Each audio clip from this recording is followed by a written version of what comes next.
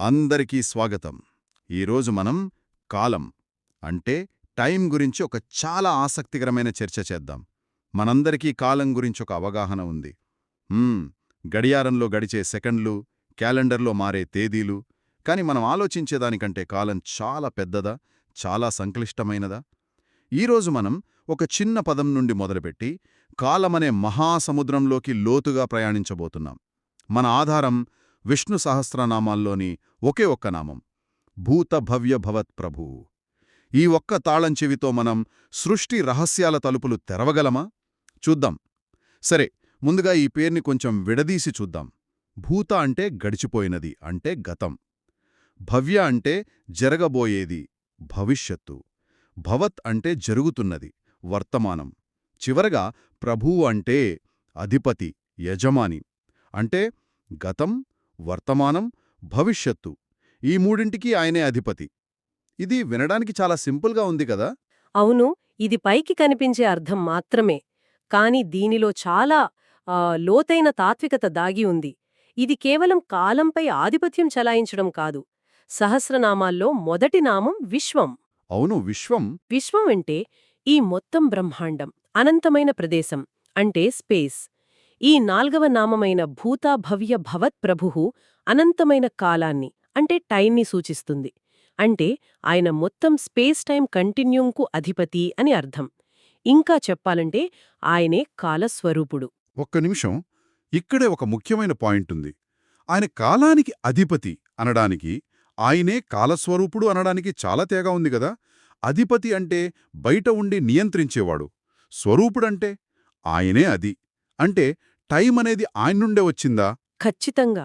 అందుకే ఆయన్ను కాలపురుషుడు అని, అదే సమయంలో కాలాతీతుడు అని కూడా అంటారు. రెండు ఒకేసారా? అవును, కాలపురుషుడు అంటే కాలమే స్వరూపంగా కలవాడు. కాలాతీతుడు అంటే కాలాన్ని అధిగమించినవాడు, కాలానికి అతీతంగా ఉన్నవాడు. కాలచక్రం అనే గిర్రకకు ఆయన నాభి, అంటే కేంద్ర బిందువు అన్నమాట. ఆయన కాలంలోని ప్రతి క్షణంలోనూ వ్యాపించి ఉంటాడు, కాని ఏ క్షణానికి బంధించబడడు. వ్యాప్తోర్వా విష్ణుః అన్నట్లుగా. సరిగ్గా అదే, ఆయన సర్వవ్యాపి. వావ్! ఇక్కడే నాకు కొంచెం గందరగోళంగా ఉంది. ఒకే వ్యక్తి ఒకే సమయంలో కాలంలో ఉంటూ దానికి బయట అంటే అతీతంగా ఎలా ఉండగలరు? అది సాధ్యమేనా? ఇది నా తర్కానికి అందని ఒక పారాడాక్స్లా అనిపిస్తోంది. ఇది పారాడాక్స్లా అనిపించడానికి కారణం, మనం కాలాన్ని ఒకే కోణంలోచి చూస్తాం. కాని కాలమనేది సంపూర్ణమైనది కాదు, అది సాపేక్షమైనది, రెలటివ్. దీన్ని అర్థం చేసుకోవడానికి ఒక చిన్న ఉదాహరణ చూద్దాం. మన జీవితకాలం సుమారు 70-80 ఏళ్లు. ఒక కుక్క జీవితకాలం 10-15 ఏళ్లు. కొన్ని సీతాకోక చిలుకలు కొన్ని రోజులు మాత్రమే బతుకుతాయి. ఇప్పుడు చెప్పండి, ఎవరి కాలం సరైనది? ఎవరి కాలం వాళ్ళది. సీతాకోకచిలుక దృష్టిలో దాని జీవితకాలం సంపూర్ణమైనది, మన దృష్టిలో మనది. సరిగ్గా అదే. కాలమనేది అనుభవించే జీవి యొక్క చైతన్యాన్ని బట్టి మారుతుంది. ఇదే సూత్రం విశ్వస్థాయిలో కూడా వర్తిస్తుంది. భాగవత పురాణంలో దీనికొక అద్భుతమైన కథ ఉంది. కకుద్మి అనే రాజు తన కుమార్తె రేవతికి పెళ్లి చేయడానికి తగిన వరుడి కోసం వెతుకుతూ ఉంటాడు. ఎవరూ నచ్చక సలహా కోసం నేరుగా సత్యలోకంలో ఉన్న బ్రహ్మదేవుడి దగ్గరికి వెళ్తాడు. ఓకే, భూమి నుండి బ్రహ్మలోకానికి వెళ్ళాడు.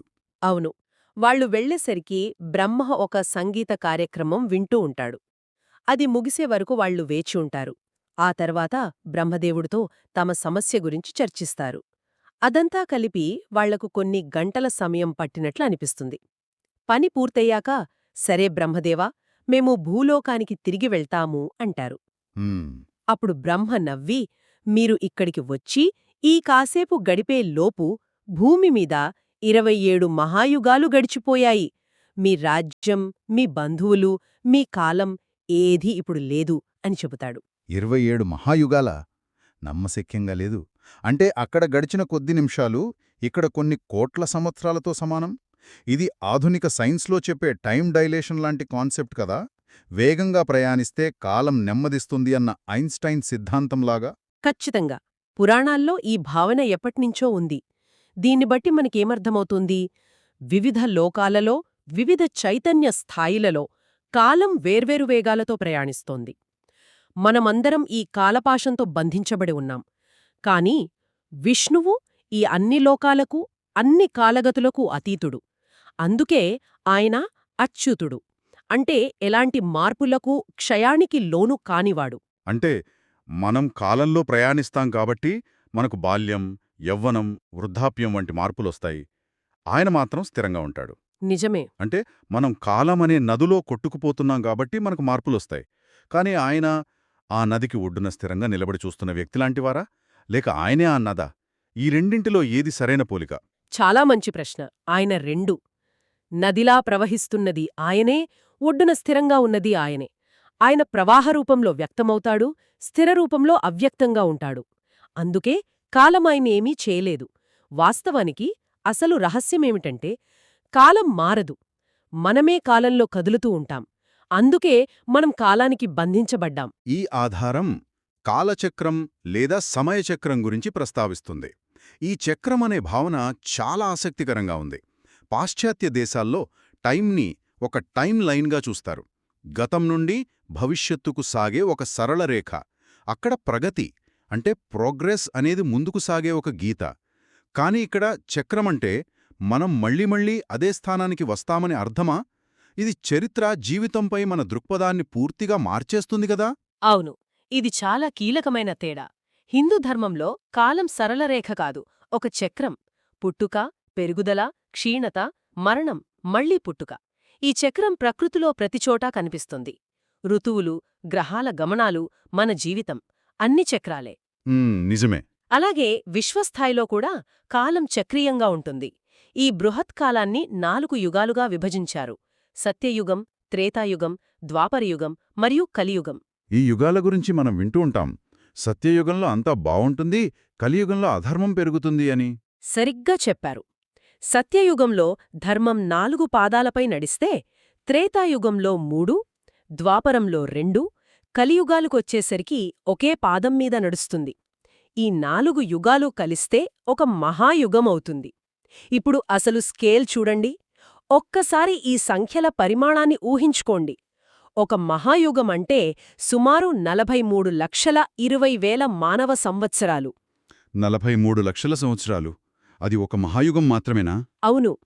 అలాంటివి 10,000 మహాయుగాలు కలిస్తే, అంటే సుమారు 432 కోట్ల సంవత్సరాలు గడిస్తే, అది బ్రహ్మకు కేవలం ఒక పగలు మాత్రమే. ఒక్క పగలు మాత్రమేనా? అంతే. దీన్నే కల్పం అంటారు. మనం మొత్తం మానవ నాగరికత చరిత్ర, మనం గొప్పగా చెప్పుకునే రాజులు, సామ్రాజ్యాలు, ఇవన్నీ ఆ విశ్వకాలమానంలో ఒక చిన్న ఇసుక రేణువులాంటివి. Mind blowing. అంటే మన మొత్తం చరిత్ర బ్రహ్మకు ఒక రోజులో ఒక సెకండ్ కూడా కాదేమో. దాదాపు అంతే. ప్రతి కల్పంలో 14 మన్వంతరాలు ఉంటాయి. ఒక మన్వంతరం అంటే ఒక నిర్దిష్ట మనువు యొక్క పాలనాకాలం. బ్రహ్మకు పగలు ఎంత సమయముంటుందో రాత్రి కూడా అంతే సమయముంటుంది. అంటే మరో 1000 మహాయుగాలు. ఆ రాత్రి సమయంలో ప్రళయం సంభవిస్తుంది. ఓకే. ఇలాంటి 100 సంవత్సరాలు బ్రహ్మ యొక్క పూర్తి ఆయుష్షు. ఆ తరువాత మహాప్రళయం సంభవిస్తుంది. అప్పుడు ఈ సృష్టి మొత్తం బ్రహ్మతో సహా విష్ణువులో లీనమవుతుంది. కొంతకాలం తరువాత విష్ణువు మళ్లీ ఒక కొత్త బ్రహ్మతో ఈ సృష్టి చక్రాన్ని ప్రారంభిస్తాడు. ఈ సృష్టి ప్రళయాల చక్రంలో ఆయన శాశ్వతంగా ఉంటాడు కాబట్టి ఆయనను అవ్యయుడు అంటారు. అవ్యయుడు అంటే నాశనం లేనివాడు, క్షయం లేనివాడు. అవును. సరే, మనం యుగాలు, కల్పాల గురించి మాట్లాడుకున్నాం. ఈ అంతులేని చక్రం తిరుగుతూనే ఉంటుంది. కాని నా మెదడులో ఒక ప్రశ్న మెదులుతోంది. ఈ చక్రం మొదటిసారి తిరగడానికి ముందు ఏముంది? అసలు కాలమనేదే లేనప్పుడు పరిస్థితి ఎలా ఉండేది? మన ఆధారాలు దీని గురించి ఏమైనా చెప్తున్నాయా? గుప్తమైన ప్రశ్న. ఇది మానవ మేధస్సుకు అందని విషయం. అయినా దీనికి సమాధానం చెప్పడానికి ఋగ్వేదం ప్రయత్నించింది. ఋగ్వేదంలోని 10వ మండలంలో ఉన్న నాసదీయ సూక్తం దీని గురించే మాట్లాడుతుంది. దీన్నే సృష్టి గీతం, హైమ్ ఆఫ్ క్రియేషన్ అని కూడా అంటారు. ఇది కేవలం 7 మంత్రాలలో సృష్టికి పూర్వమున్న స్థితిని అత్యంత తాత్వికంగా, కవితాత్మకంగా వివరిస్తుంది. ఆ సూక్తం ఏం చెప్తోంది? ఆ స్థితిని ఎలా వర్ణించింది? ఆ వర్ణన చాలా గూఢంగా ఉంటుంది. అదిలా మొదలవుతుంది. అప్పుడు అసత్ అంటే నాన్ బీయింగ్ లేదు, సత్ బీయింగ్ కూడా లేదు. అంటే ఉంది అని చెప్పలేని, లేదు అని కూడా చెప్పలేని స్థితా? సరిగ్గా. అప్పుడు మరణం లేదు, అమరత్వం కూడా లేదు. పగలు రాత్రి అనే తేడా లేదు. ఆ నిశ్శబ్ద అంధకార స్థితిలో కేవలం ఒక అద్వితీయమైన శక్తి ఏ బాహ్య ప్రేరణ లేకుండా తన స్వశక్తితో శ్వాసిస్తోంది అని చెబుతోంది. ఆ సమయంలో కాలమనేదే లేదు. అంటే అదొక మహాశూన్యమా? అంతా ఖాళీగా ఏమీ లేని స్థితి అంటారా? శూన్యమనడం సరైన పదం కాదు. శూన్యమంటే ఏమీ లేకపోవడం, యాబ్సెన్స్ ఆఫ్ ఎవ్రీథింగ్. కాని ఇక్కడ ఏమీ లేదు అని కాదు. దీన్నే ఒక విత్తనంతో పోల్చవచ్చు. ఒక చిన్న విత్తనంలో ఒక మహావృక్షం మొత్తం, దాని వేర్లు, కాండం, కొమ్మలు, ఆకులు, పువ్వులు అన్నీ దాగి ఉంటాయి. హ్మ్, కాని అది ఇంకా వ్యక్తమవలేదు, అంటే మనకు కనిపించే రూపంలోకి రాలేదు. అలాగే సృష్టికి ముందు ఈ విశ్వం మొత్తం విష్ణువులో అవ్యక్త రూపంలో ఒక సంభావ్యతగా, పొటెన్షియల్గా ఉంది. అంకే అది శూన్యం కాదు, అది సంపూర్ణం. ఖచ్చితంగా. ఓకే, ఇప్పుడు అర్థమైంది. శూన్యం కాదు, అవ్యక్తం. Not empty but full of potential. ఒక కంప్రెస్డ్ ఫైల్ లాంటిదన్నమాట. మంచి పోలిక. అందుకే వేదం పూర్ణకలశోది కాల ఆహితస్థమని చెబుతుంది. అంటే కాలం ఎల్లప్పుడూ పూర్ణంగా, సంపూర్ణంగా ఉంటుంది. సృష్టికి ముందు ఆయన అవ్యక్త పూర్ణం, సృష్టి తర్వాత ఆయన వ్యక్తపూర్ణం. ఈ రెండు స్థితులను అనుసంధానించేదే కాలం. అందుకే విష్ణువు కాలస్వరూపుడు. కాలాన్ని సృష్టించినవాడు, దానికి అధిపతి. ఆ అవ్యక్త స్థితి నుండే మొట్టమొదటి సంకల్పం, మొట్టమొదటి స్పందన పుట్టి కాలం, దేశం, ఈ సృష్టి మొత్తం ఉద్భవించాయి. అద్భుతం. మొత్తానికి దీని అర్థమేమిటంటే భూత భవ్య భవత్ ప్రభుః అనే ఈ నామం కేవలం ఒక బిరుదు కాదు, అది ఒక లోతైన తాత్విక ప్రకటన. కాలమనేది మనం అనుకున్నట్టు గడియారంలో నడిచే ఒక సరళరేఖ కాదు, అది బ్రహ్మాండమైన చక్రాలతో, వివిధ లోకాలలో, వివిధ వేగాలతో సాపేక్షంగా నడిచే ఒక మహావ్యవస్థ. ఆ వ్యవస్థకు మూలం, దాన్ని నడిపించే శక్తి, దానికి అతీతంగా ఉండే పరమసత్యం విష్ణువు. మనం చూసేది ఆ బృహత్తర వాస్తవంలో ఒక చిన్న ముక్క మాత్రమే. ఈ చర్చకు ఒక తుది ఆలోచనను జోడిస్తాను. మనం ఇప్పటివరకు కాలం ఒక నదిలా ప్రవహిస్తుందని, మనం దానిలో కొట్టుకుపోతున్నామని అనుకున్నాం. కాని ఈ ఆధారం ప్రకారం కాలం మారదు, మనమే కారంలో కదులుతూ ఉంటాం. ఈ ఆలోచనలు ఒక అడుగు ముందుకు తీసుకెళ్దాం. కాలం అనేది ఒక స్థిరమైన ప్రదేశం, ఒక ఫిక్స్డ్ ల్యాండ్స్కేప్ అనుకుందాం. గతం, వర్తమానం, భవిష్యత్తు అన్నీ ఒకేసారి ఉనికిలో ఉన్నాయి. ఓకే, మన చైతన్యం మాత్రమే ఒక రైలులా దానిగుండా ప్రయాణిస్తోంది. ఒకవేళ ఈ ఆలోచనను మనం స్వీకరిస్తే అది మన అవగాహనను ఎలా మారుస్తుంది? అంటే మన గతం ఇప్పటికీ ఎక్కడో ఉందనా? మన భవిష్యత్తు ఇప్పటికీ ఎక్కడో రాసిపెట్టి ఉందనా? ఇది మన స్వేచ్ఛ అంటే ఫ్రీవిల్ గురించి, కర్మ గురించి మనం ఆలోచించే విధానాన్ని పూర్తిగా సవాల్ చేస్తుంది కదా? సరిగ్గా అదే. ఇది మన గతం, వర్తమానం మరియు భవిష్యత్తు గురించి మనం ఆలోచించే విధానాన్ని సవాల్ చేస్తుంది. బహుశా గతాన్ని మార్చలేకపోవచ్చు, భవిష్యత్తును చూడలేకపోవచ్చు, కాని వర్తమానంలో మన ప్రయాణాన్ని ఎలా సాగిస్తామనే దానిపై మనకు అధికారముండొచ్చు. ఈ ఆలోచనతోనే శ్రోతలను వదిలివేద్దాం. దీని గురించి ఆలోచించండి.